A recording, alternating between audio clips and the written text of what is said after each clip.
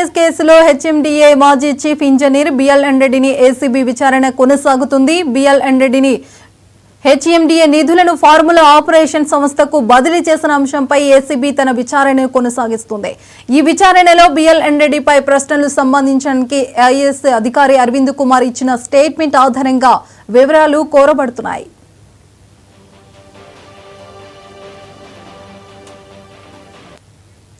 BLN రెడ్డిని ED అధికారులు గత బుధవారం 8 గంటల పాటు విచారించారు. ఆయనపై మనీ లాండరింగ్, ఫేమా నిబంధనల ఉల్లంఘన అభియోగాలు ఉన్నాయి.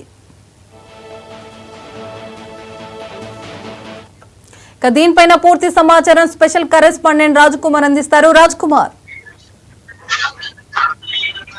పర్వీన్ ఏదైతే ఈ కార్ ఇంజనీరింగ్ సంబంధించినటువంటి కేసుకు సంబంధించిన దాంట్లో అప్పటి హెచ్ఎండిఏ మాజీ చీఫ్ ఇంజనీర్ అయినటువంటి బిఎల్ఎన్ రెడ్డిని ఇప్పటికే బిఎల్ఎన్ రెడ్డి విచారించింది. ఈడీ దీనికి సంబంధించి ఏసీబీ అధికారులు కూడా నోటీసులు జారీ చేయడం జరిగింది. ఏదైతే బిఎల్ఎన్ రెడ్డి ఇచ్చినటువంటి రికార్డును కూడా స్టేట్మెంట్ రికార్డు చేయడం జరిగింది. ఏదైతే ఫెమా ఉల్లంఘన కావచ్చు, అదేవిధంగా ఆర్బీఐ సంబంధించినటువంటి నిబంధనలన్నీ కూడా పక్కన పెట్టేసి 55 కోట్ల మేర విదేశాలకు కూడా ఏదైతే డాలర్ రూపంలో చెల్లించారనే ఆరోపణలతో ఇప్పటికే చాలా దానిపై కూడా ఆరోపణలు వస్తున్న నేపథ్యంలో ఎలాంటి అనుమతులు లేకుండా అప్పటికి హెచ్ఎండిఏ నిధులు ఎందుకు పంపాల్సి వచ్చిందన్న దానిపైన పూర్తిగా ఈడీ కావచ్చు, ఏసీబీ విచారిస్తూ ఉన్నటువంటి పరిస్థితి. ఇప్పటికీ విచారించిన నేపథ్యంలో అతని నుంచి అంటే పూర్తి విషయాలు రాబట్టున్నారు. ఈ విషయాలన్నింటిలో ముఖ్యంగా అంటే అసలు ఎందుకు చేయాల్సి వచ్చింది, ఎలాంటి అనుమతులు లేకుండా అయితే హెచ్ఎండిఏ నిధులను దుర్వినియోగం చేయాల్సిన అవసరం ఏంటి, అప్పటికప్పుడు ఎలాంటి అనుమతులు లేకుండా ఆర్థిక శాఖ కావచ్చు, అదేవిధంగా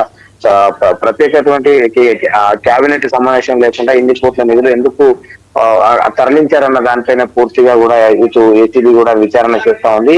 దీనికి సంబంధించి అంటే బిఎల్ఎన్ రెడ్డి నుంచి ఇప్పటికే పూర్తి సమాచారం సేకరించనున్న అధికారులు ఈ యొక్క రికార్డును స్టేట్మెంట్ చేసిన తర్వాత కూడా బిఎల్ఎన్ రెడ్డి మరోసారి పిలిచే అవకాశం ఉంది. ఇప్పటికే దానికి సంబంధించినటువంటి పూర్తి వివరాలు మాత్రం ఏసీబీ అధికారులకు చెప్పినట్టు కూడా తెలుస్తా ఉంది. ఎందుకంటే అప్పుడు గతంలో అప్పటి మంత్రి అయినటువంటి కేటీఆర్ ఆదేశాల మేరకే తాము యొక్క నిధులను కూడా పంపాల్సి వచ్చింది. తన ఆదేశాల మేరకే అని కూడా బిఎల్ఎన్ రెడ్డి ఏసీబీ అధికారుల ముందు పూర్తి వివరాలతో కూడా చెప్పడం జరిగింది.